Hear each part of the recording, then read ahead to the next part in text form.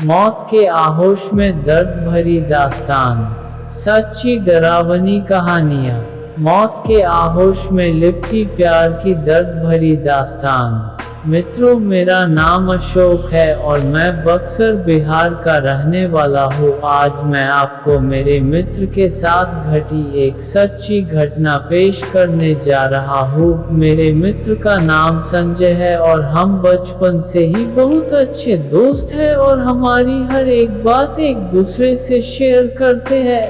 हम जब कॉलेज में आए थे तब उसकी शादी हो गई थी। वो उसकी मंगेतर से, जिसका नाम रेशमा था, से बहुत प्यार करता था और वो दोनों रात भर मोबाइल पर बातें करते रहते हैं।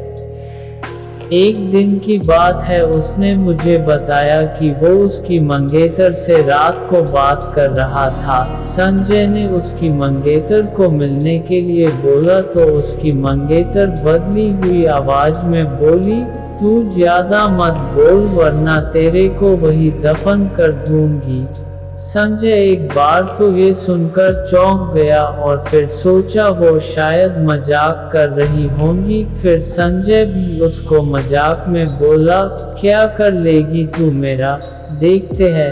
तो वो फिर बोली, आज रात देख तेरे साथ क्या होता है। ये कहकर उसने मोबाइल रख दिया।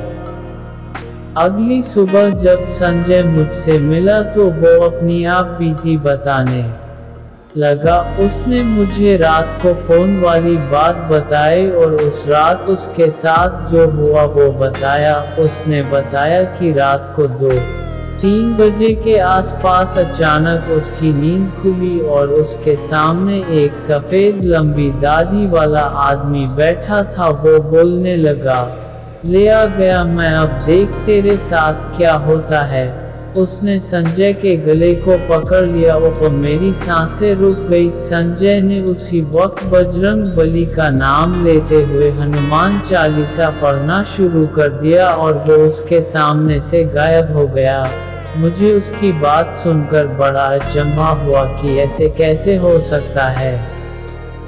उसके अगले दिन संजय ने फिर अपनी मंगेतर से मोबाइल पर बात की और बोला, कल रात तुम मुझे क्या अनाप शनाप बोल रही थी।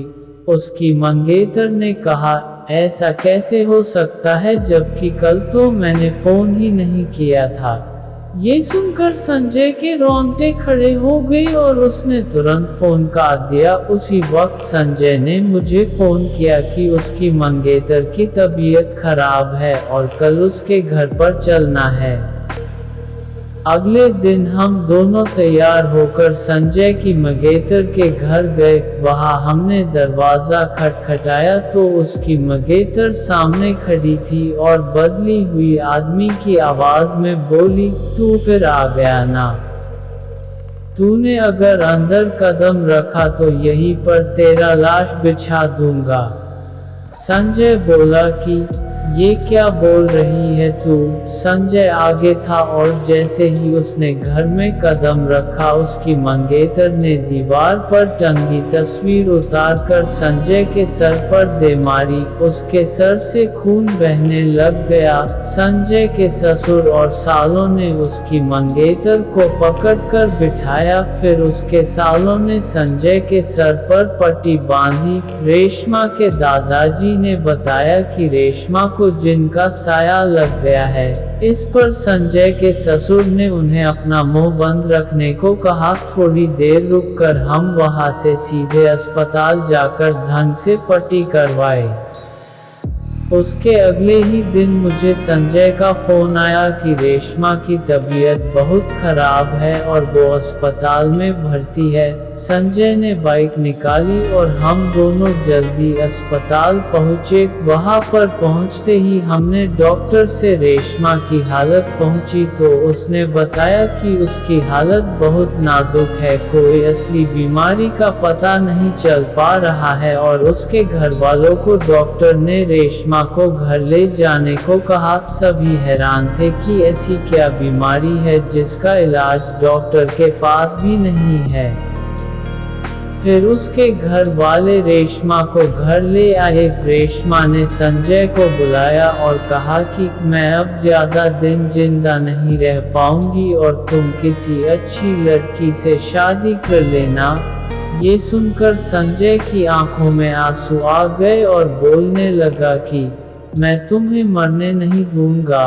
फिर रेशमा के दादाजी ने उसको पास ही के पीर बाबा के पास ले जाने को कहा। हम उसको पीर बाबा के पास ले गए और पीर बाबा ने बताया कि इसको एक बुरे जिन ने जकड़ लिया है, जिसकी वजह से वो इसके शरीर को नुकसान पहुंचा रहा है। अब बहुत देर हो गई है।